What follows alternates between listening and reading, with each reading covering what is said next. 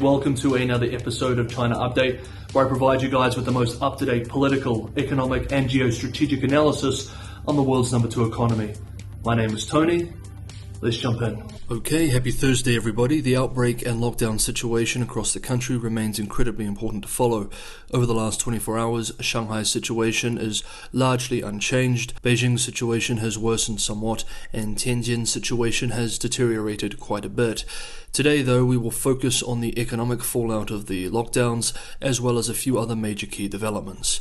Premier Li Keqiang has travelled to the southern province of Yunnan to hold a special symposium with officials from 12 provinces to urgently stabilize growth and prevent unemployment, which has been increasing at a tremendous speed over the last 2 months. Li expressed that as most policies introduced by the Central Economic Work Conference and Government Work Report were implemented in the first half of 2022, thus governments need to put forward more measures than before in May in order to stabilize the economy. Li claims that China still has policy room to save the economy, but that the first job is to stabilize markets and jobs, and that steps would be taken to, quote, stabilize land and property prices to ensure the healthy development of the property market, end quote. More on this shortly. He expressly stated that housing demand will be supported. Of course, we know that housing demand as well as housing supply are both in chronic crisis. Businesses watching will likely appreciate the gesture towards the economy. However, they know that while the Premier's words carry weight, the General Secretary has prioritized the zero-COVID policy over all other considerations, including the economy. Indeed, one local official speaking to UK-based Japanese-owned Financial Times is reported as expressing this week, quote, "The central government wants us to eliminate the pandemic and to step up infrastructure construction. We cannot do both, and the priority is to create a COVID-free city." End quote. But even if all outbreaks were brought under control tomorrow, much more stimulus and incredibly expensive support would be needed if Beijing wants to achieve its goal of 5.5% growth this year. Yesterday, Goldman Sachs joined several other banks in lowering its projection of PRC gross domestic product growth for this year. Its Q2 projection has dropped from 4% to 1.5%. The full-year growth projection has dropped from 4.5% to 4%, but critically this assumes that COVID will remain mostly under control, that the property market improves through government intervention, and that the government will boost infrastructure spending. In the same research note too, Goldman Sachs dramatically revised up its previous estimation of how much national rollout of regular mandatory testing of the population would cost. The bank now estimates that testing 70% of the population once every 2 days for the rest of the year would cost as much as 2.5 trillion RMB, or $371 billion US, or 2.2% of GDP last year. To put that in perspective, the financial cost of testing alone would equal over 40% of all Chinese healthcare spending, private and public, in 2021. Of course, the government would argue that treating millions of COVID patients would also be incredibly expensive. Meanwhile, there is debate surrounding how much of an impact the lockdowns will have on foreign direct investment into the country.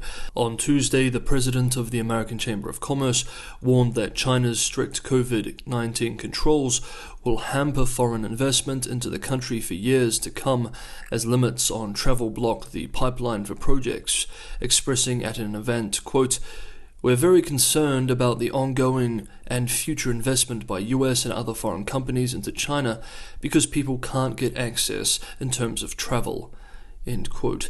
This year, foreign direct investment is certainly down. According to investment monitor FDI Markets, only 55 projects were recorded between January and March 2022, and this is before the lockdowns were even implemented. This represents a 50.5% drop on the same period last year, and a decline from the previous record low of 91 projects in 2020. Estimated capital expenditure for foreign direct investment into China for the quarter is $2.8 billion US.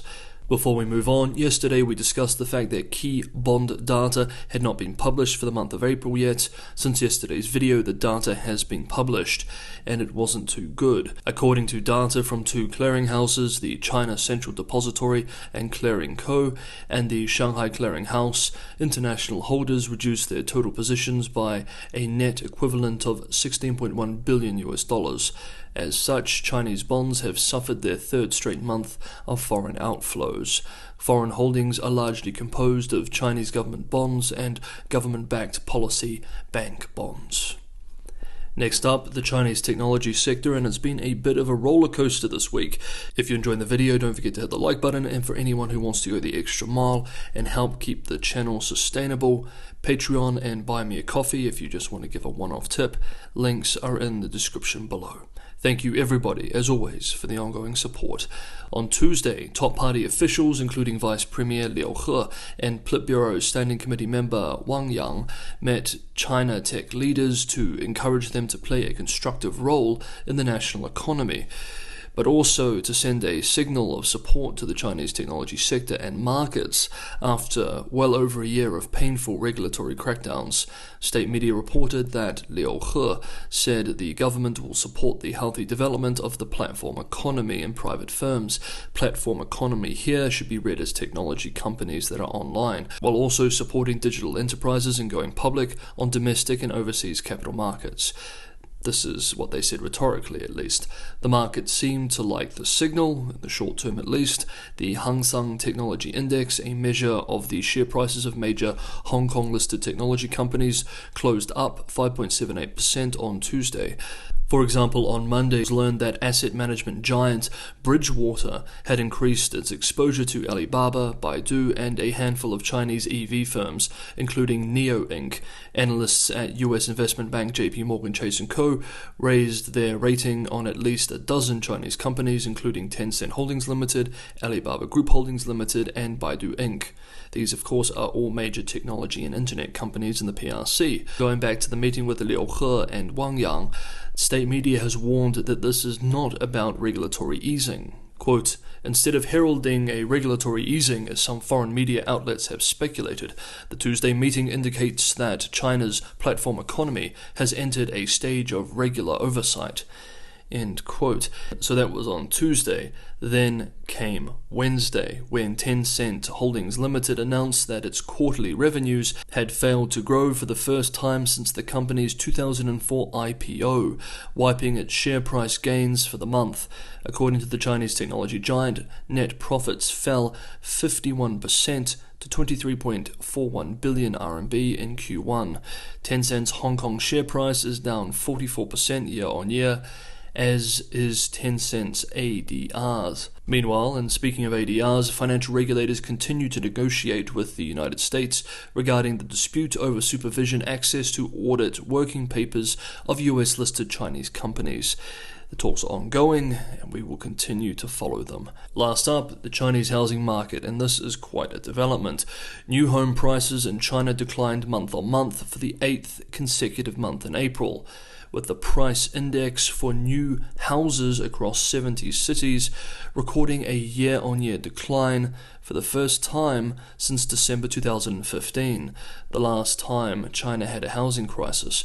According to official data published by the National Bureau of Statistics on Wednesday, so these are official numbers, in April, new home prices in first-tier cities rose 0.2%, 0.1 percentage points lower than the previous month, while in second-tier cities, prices fell 0.1% on a monthly basis.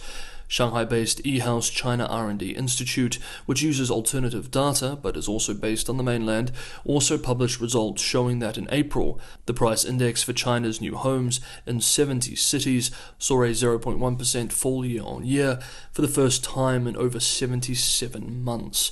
The Institute's research director, speaking to state media, expressed, quote, "The figures showed that the real estate market is facing greater downward pressure, and favorable policies need to be accelerated in order to stabilize prices and expectations, as well as stimulating demand." End quote. We remember back to the quote from Li Keqiang at the beginning of the video, where he called for stimulating the demand side of the housing market. Housing price stability was set as a key political task for local governments this year. The slip in prices, even though it is modest, shows how difficult prices have been to maintain. And of course, in a bubble market, even modest price falls can quickly avalanche, if not pumped back up, which is what the government did back in 2015-2016. With the release of this data, Peking University finance expert Michael Pettis observed the following, quote, "Because of the visibility of this measure, there is some concern that this understates the real extent of the decline. What really matters, however, is not the extent of the decline so far, but whether or not the events of the past 8 months have permanently broken the widespread belief in China that real estate prices must inevitably rise. China's real estate market in the past decade had become a classic speculative market, in which the main driver of demand was the expectation of ever-rising prices. Without a revival of this belief, it will be almost impossible to revive the real estate market." End quote.